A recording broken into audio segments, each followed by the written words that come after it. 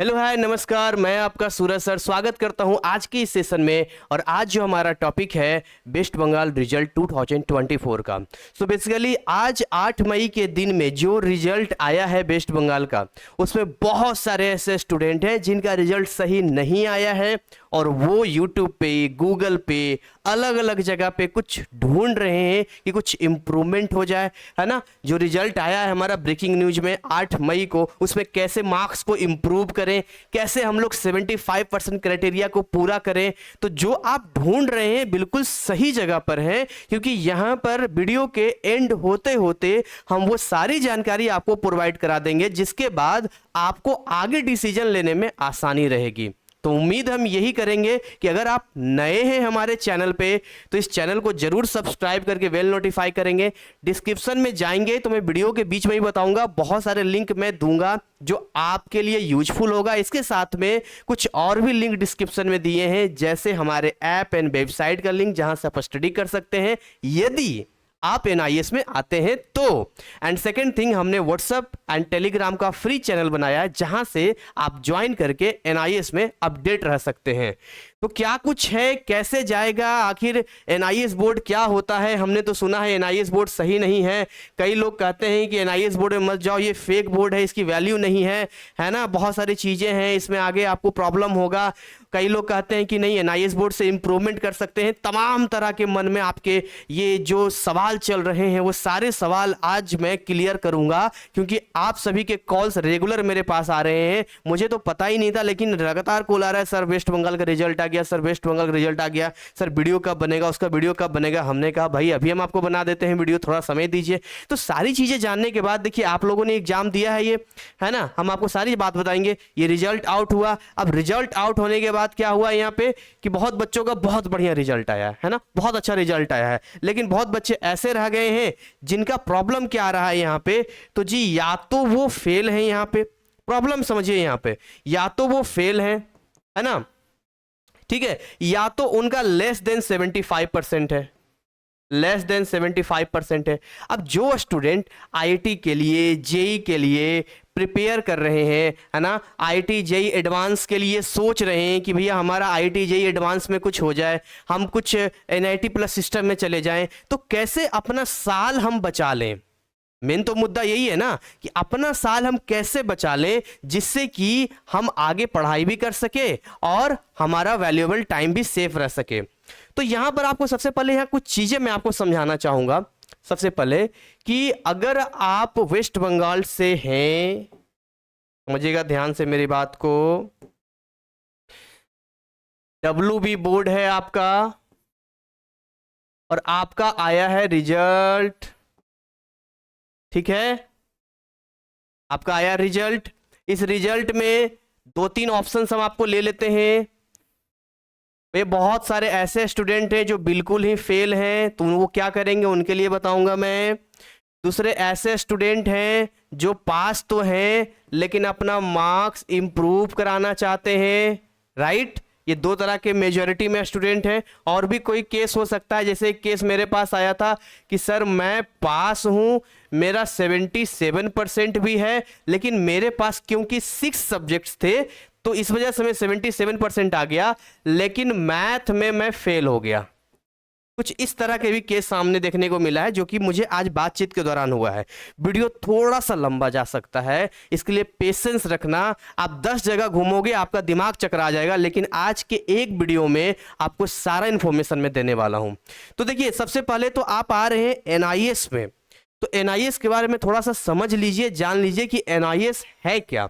उसके बाद मैं आपको सारा सॉल्यूशन बताऊंगा और मैं आपसे वादा करता हूं कि आपकी सारी समस्याओं का यहां पर निदान होगा, सॉल्व करेंगे और आपका साल हम खराब नहीं होने देंगे, ये हम आपसे वादा करते हैं। हाँ, अगर आप आईआईटी जेई के रिलेटेड कुछ इस तरह से सोच रहे हैं तो उसके लिए कुछ स्पेशल केस मैं आपको बताऊंगा, वो भी चीजें बताऊंगा, लेकिन सबसे पहले आपको जानना चाहिए एनआईएस बोर्ड के बारे में।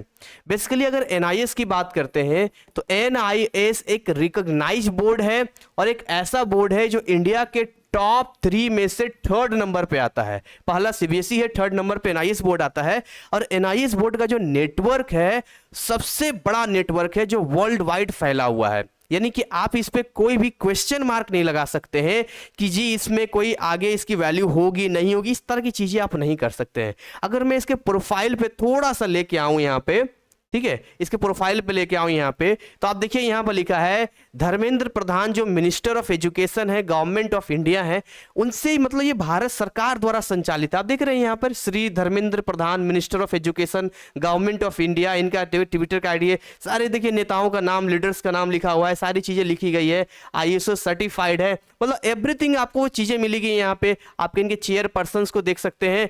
तो कहने का मतलब ये हुआ ना कि अगर मैं आपको थोड़ा सा और लेके आऊं अबाउट अस में, सुनिएगा ध्यान से, इसके प्रोफाइल पे लेके आऊं यहाँ पे, तो मतलब आपके मन से सारी चीजें क्लियर हो जाएगी। यहाँ पे देखिए, थोड़ा सा बड़ा कर देते हैं यहाँ पे, ये देख रहे हैं यहाँ पे कि 1979 में CBSE की कहानी आई थी, और यहां पर लिखा है कि 1986 में नेशनल पॉलिसी ऑन एजुकेशन ने सजेस्ट किया था।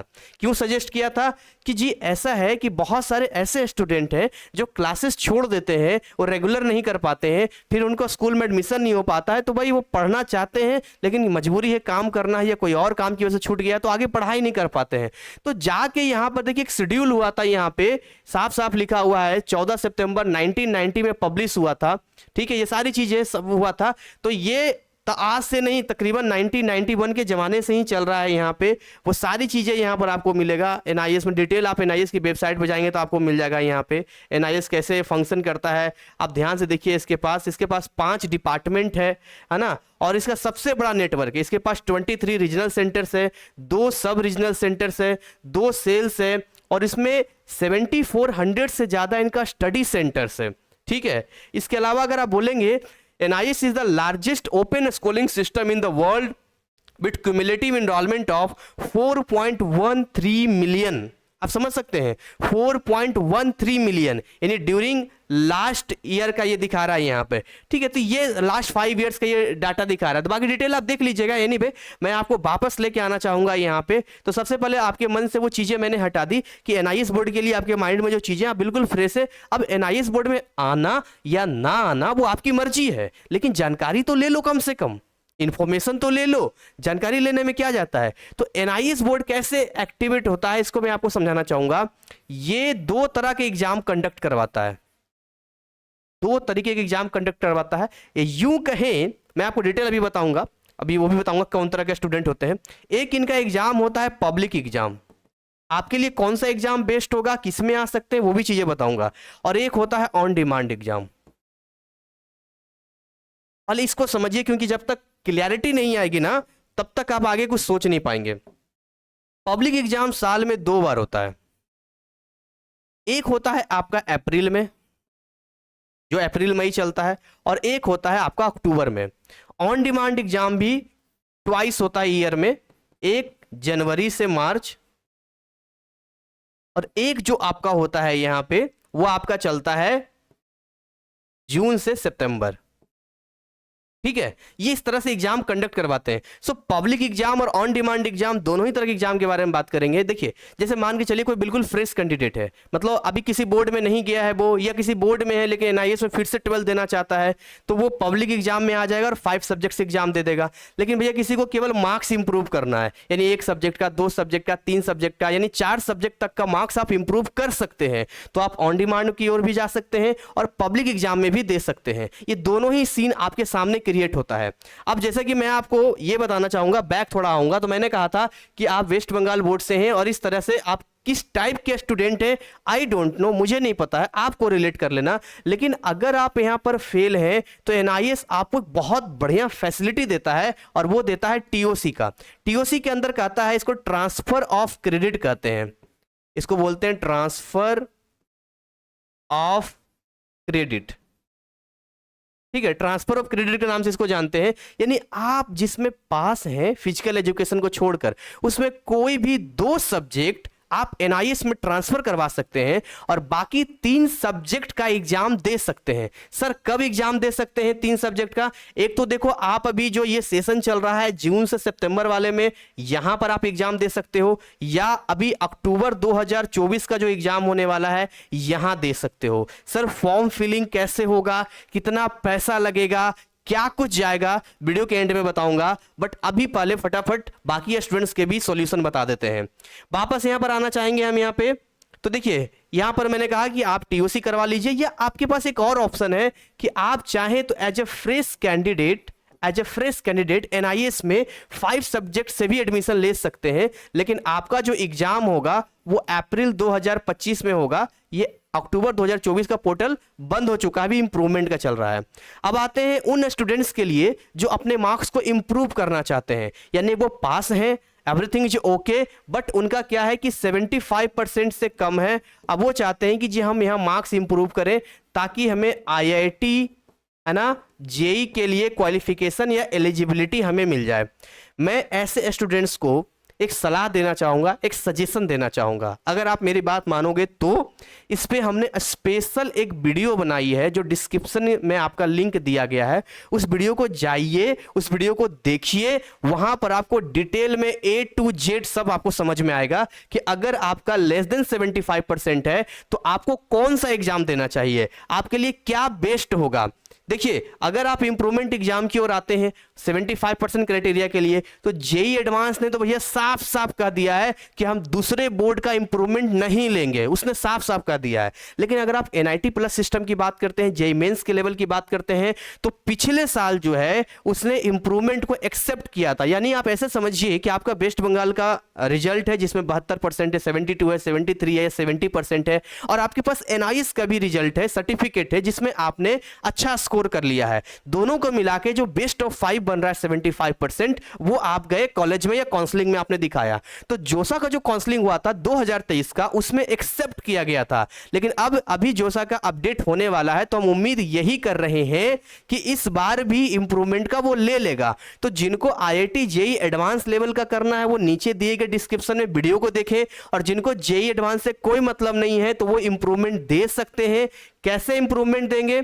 तो इंप्रूवमेंट के लिए उनको बहुत सिंपल तरीका है, आप भी सेम, या तो आप जून में इंप्रूवमेंट दे सकते हो, या तो भी आने वाले अक्टूबर का भी पोर्टल ओपन है, इसमें भी इंप्रूवमेंट दे सकते हो। ठीक है, चलिए अब वापस बात करते हैं ऐसे स्टूडेंट का जिनका जैसे मैंने बोला 77% यानी 75% से ऊपर है। अब उनका जो है मैथ एक सब्जेक्ट में गड़बड़ है, तो उनके लिए भी सेम केस यही अप्लाई होगा जो यहां पर आपको मैंने बताया था। ये सारी चीजें मैंने आपको बताई थी, तो आई थिंक आपको ये चीजें समझ में आ रही होगी कि एनआईएस के अंदर जब हम आते हैं तो एनआईएस में हमें कई तरह की फैसिलिटी मिलती है, कई तरह के एग्जाम कंडक्ट करवाए जाते हैं, और उन एग्जाम में हमारे लिए क्या बेस्ट होगा हमें यह समझना होगा। तो ओवरऑल मैं समराइज बता रहा हूं, अगर आपको जल्दी एग्जाम देना है, इस बात को समझिए कि जी हमें जल्दी एग्जाम देना है, तो जल्दी एग्जाम देना है तो आप जून में एग्जाम दे दो ऑन डिमांड का, जो कि ऑलरेडी हम लोग प्री बुकिंग कर रहे हैं। ठीक है, कैसे क्या कांटेक्ट करोगे मैं अभी बता दूंगा आपको। और थोड़ा इस साल अगर आप ड्रॉप लेने की सोच रहे हो और इंप्रूवमेंट देना है तो आप अक्टूबर 2024 के एग्जाम दे दो। ध्यान रहे इन दोनों तरह के एग्जाम में आप अप टू 4 सब्जेक्ट का ही एग्जाम दे सकते हो। मैं आपको इजी भाषा में समझाता हूं, मैंने वेस्ट बंगाल से दिया है, मैं पास हूं लेकिन इंप्रूव करना चाहता हूं, तो एनआईएस में 4 सब्जेक्ट से ज्यादा मैं एग्जाम नहीं दे पाऊंगा। लेकिन यदि मैं वेस्ट बंगाल में हूं, मेरे किसी एक पेपर में रिजल्ट खराब हो गया है, मैं फेल हूं, तब ऐसे कंडीशन में मैं इन दोनों में ही किसी 2 सब्जेक्ट को ट्रांसफर करा दूंगा जैसे मैंने पीछे बताया था। ठीक है, प्लस 3 सब्जेक्ट का एनआईएस में एग्जाम दे दूंगा, और बिंदास तरीके से मेरा इसी साल 5 सब्जेक्ट का बढ़िया सा सुंदर सा मार्कशीट बनकर तैयार हो जाएगा। इससे तो है नहीं। ठीक है, और बाकी जेई एस्पिरेंट्स के लिए नीचे डिस्क्रिप्शन जाइए, वहां लिंक दिया है, उसको देखिए क्या कुछ प्रोसेस रहेगा उसको समझिए थोड़ा सा। देखिए यहां पर हमने कांटेक्ट करने का दिया है कि कांटेक्ट अस ऑन व्हाट्सअप। अगर आपको स्टडी मटेरियल से रिलेटेड कोई आपको हेल्प चाहिए तो ये नंबर पे कांटेक्ट कीजिए, ओनली व्हाट्सअप 9643480201। यदि आप जनरल इंक्वायरी करना चाहते हैं तो इस पर कांटेक्ट कर सकते हैं 7982449432। और यदि आप एडमिशन या करेक्शन से थ्रू करना चाहते हैं तो हमने यहाँ एडमिशन के लिए स्पेशल एक नंबर दिया है 92893772 247 इस नंबर को स्पेशल हमने दिया है। इस नंबर पे आपको मैसेज करना है, इस नंबर पे आपको बताना है कि हमें एडमिशन चाहिए, हमारा रिजल्ट आया था, एवरीथिंग इज ओके। आप चाहें तो काउंसलिंग करवा सकते हैं, बट ऑलमोस्ट वीडियो में देखने के बाद आपको समझ में आ चुका होगा कि भैया हमें सारी चीज़ें क्लियर है। अगर हमें जल्दी चाहिए तो हम जून में ही देंगे, लेकिन अगर हम ड्रॉप ले रहे हैं या हमें सिंगल सब्जेक्ट में केवल चाहिए तो फिर हमें अप्रैल 2025 में एग्जाम देना होगा, और वो 5 सब्जेक्ट का एग्जाम होगा। मैंने आपसे वादा किया था कि मैं पैसे बताऊंगा, कितना पैसा लगता है वो मैं बताऊंगा आपको। इसके साथ यहां पर देखिए जरा कि आप यहां पर फ्री काउंसलिंग करवा सकते हैं, और ये नंबर है 7982449432। हालांकि इसकी जरूरत नहीं पड़ेगी, ऑलमोस्ट चीजें मैं आपको यहीं पर क्लियर कर दूंगा। देखिए कितना पैसा लगता है इसको समझिएगा, और कैसे स्कैम आजकल किया जा रहा है। बहुत बुरी तरीके से स्कैम किया जा रहा है। मतलब आप या तो खुद से एडमिशन ले लेना या तो हमारी टीम से करवाना, इधर उधर करोगे आपका पूरा का पूरा खराब कर देंगे। अगले 2 मिनट में बताने वाला हूं मैं। देखिए इसमें जो रजिस्ट्रेशन फीस होता है, रजिस्ट्रेशन फी होता है, वो डिपेंड करता है कौन सा आपका एग्जाम है, समझिएगा। अगर आप कोई इंप्रूवमेंट एग्जाम देते हैं, अगर कोई इंप्रूवमेंट एग्जाम आप देते हैं तो ये लगभग 1.5 से 2,000 पर सब्जेक्ट होता है। अगर आप कोई भी इंप्रूवमेंट एग्जाम देते हैं, अगर पब्लिक देंगे तो थोड़ा और कम लगेगा, पर ऑन डिमांड वगैरह का ये चार्ज होता है। मान लो अगर 3 सब्जेक्ट लगभग 5,000 रुपये है ना, एक तरह से।